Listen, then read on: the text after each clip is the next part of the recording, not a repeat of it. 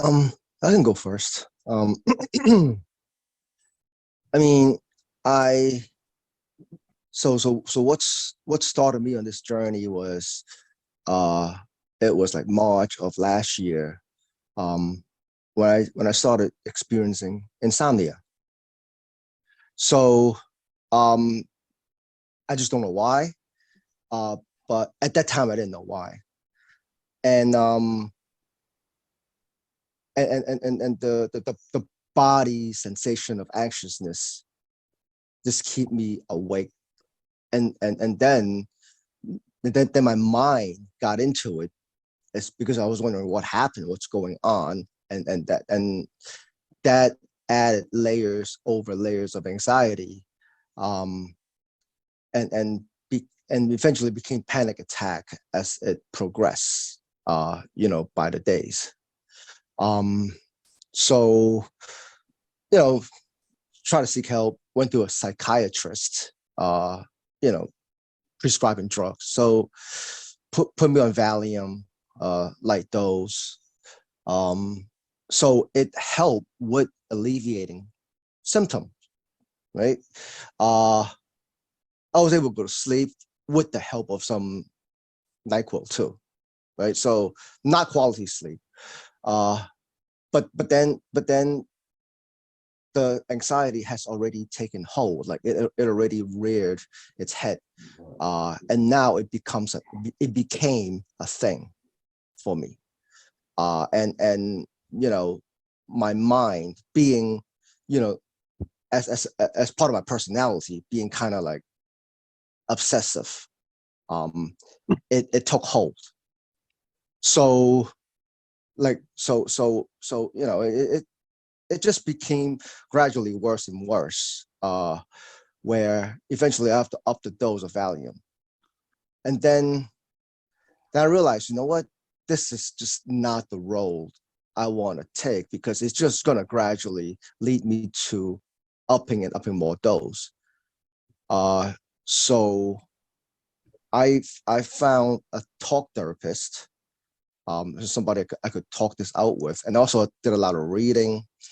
Uh, and also I realized that it is all this is all because of me, all because of my habits, my thought habits, um, decades of thought habits, decades of anger, and easily triggered, and easily react to things with emotion.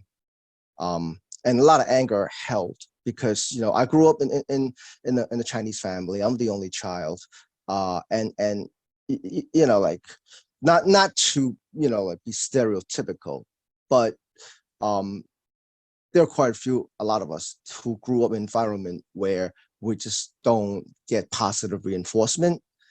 It's always, if I get an A, I mean, that's if I even get an A. It's really not much of a praise. Whereas if you get bad grade, you get, a negative, a reprimand, right, from your folks. And also, doing a lot of comparison, like, your how come your cousin's doing better than you? How come your neighbor's doing better than you? Like things like that, right? Little micro, really like micro. I mean, traumas, but it's just a lot of building up of it. You know, like a lot of little like razor blade nicks in terms of you know for my mental makeup. Um, so I've been holding on to that anger.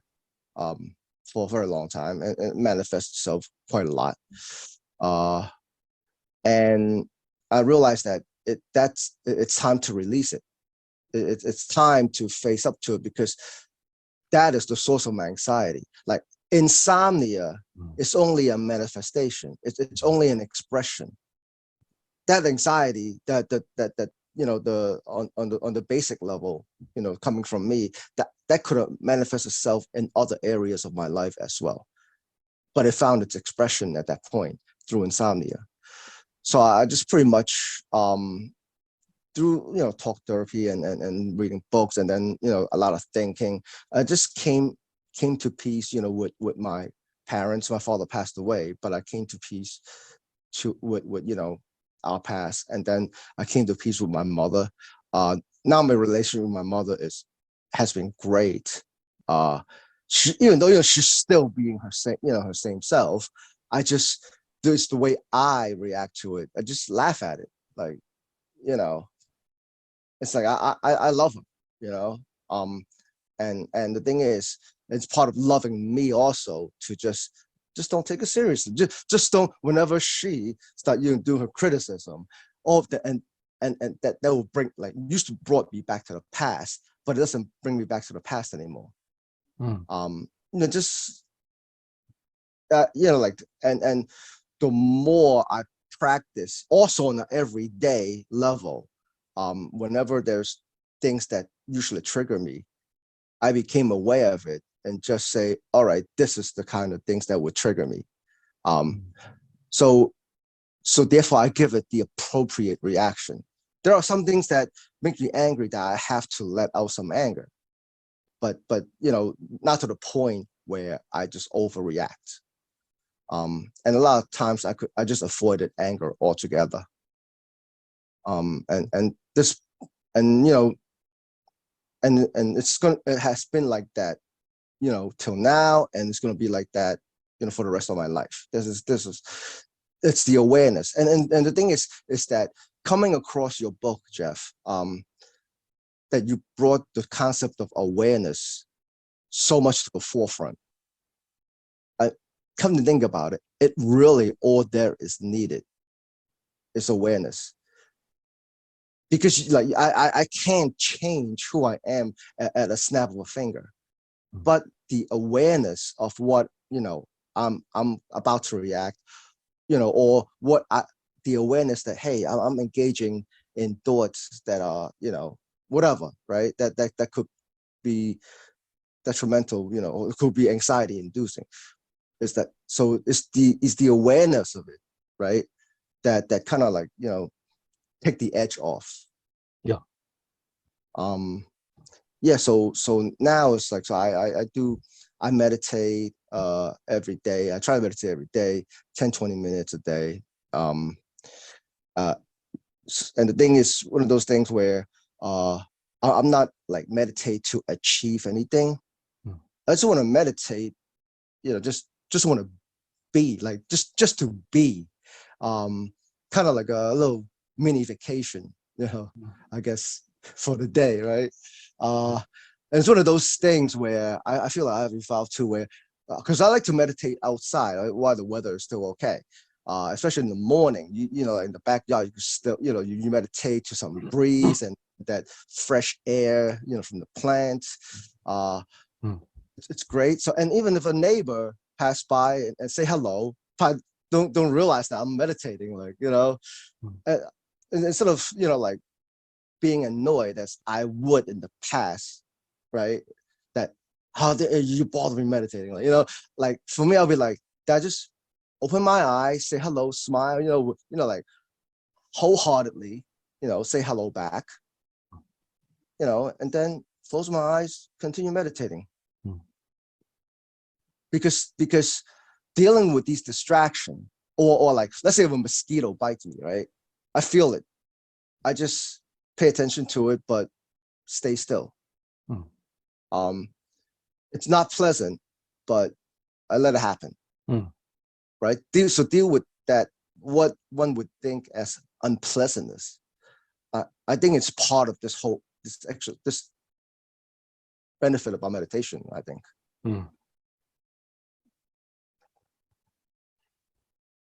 So I think that's all I have, like, until I have Thank more you, to add.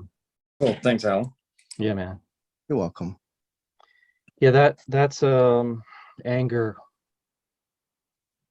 is, like, I always when reports like this are given, there's always this hierarchy of emotional sort of content that we all as human beings have and go through, and I also had quite a bit of anger. That was like that anger was usually right above my feelings of unhappiness and depression. Anger that I'm unhappy and depressed. and anger that why do I have to feel this way? Anger at the fucking world. But the trick is to become aware, certainly, and to notice that what your trigger points are relative to that anger.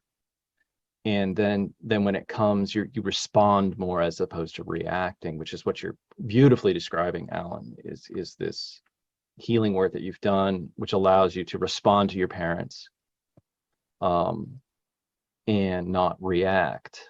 So you see the anger first. It's held in awareness first, and that sort of mitigates the teeth of the anger. So, and the anger will still be there, but not is in its most vicious form. But more than so, anger is kind of like it's definitely one of the down it's down in the mud with the emotions that we deal with in this process. But there's others below it though.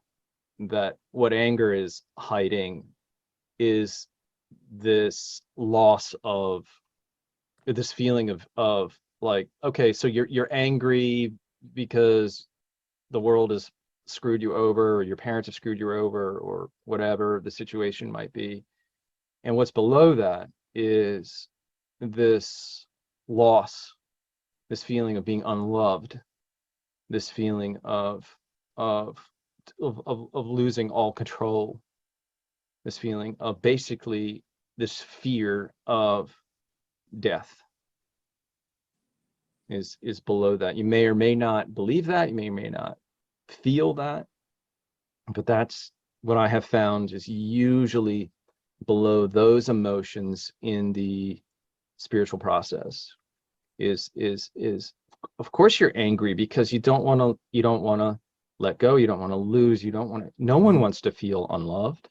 No one wants to feel like they're isolated and alone and lost and utterly unhappy.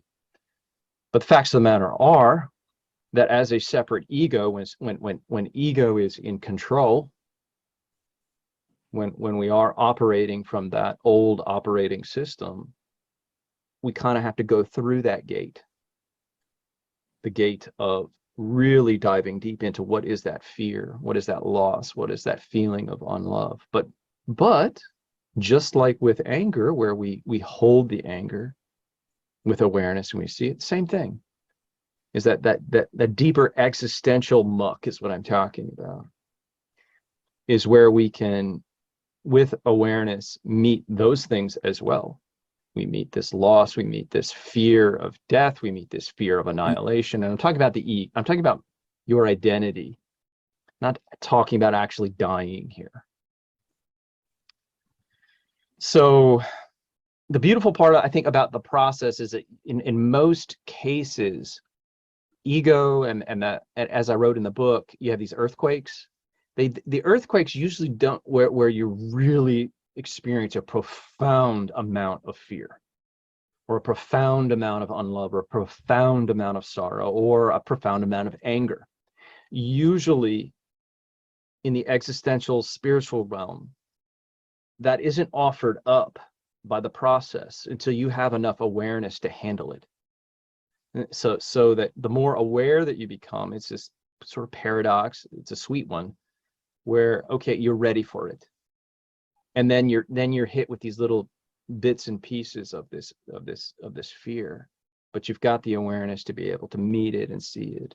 And it's a little by little is what you do, is you dismantle each of those little pieces of fear, each of those pieces of emotional content or whatnot that have been long lost and are wanting to be met. And what are they wanting to be met by but none other than you, the real you, the real Amy, the real Robert, the real Alan, the real you. They're all these pieces of us. I don't know why any of this is. I don't. But it just seems to be that seems to be the process of finding ourselves and becoming a human being again. So thank you again, Alan. That was awesome. You're welcome.